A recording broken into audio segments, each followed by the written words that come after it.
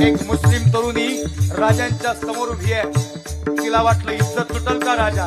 अरे इज्जत तुटणारा राजा नव्हता, इज्जत वाचवणारा राजा होता. त्या राजाचं नाव अजराने अमर झालं. आणि मग ती तरुणी म्हणती, राजे मैं मक्का मदीना जाऊगी. मला वाटलं इज्जत तुटल का? अरे किस लिए जाना चाहती हो? इनायत खान मारला गेला आणि इनायत खानाची बायको महाराजांना शरण आली.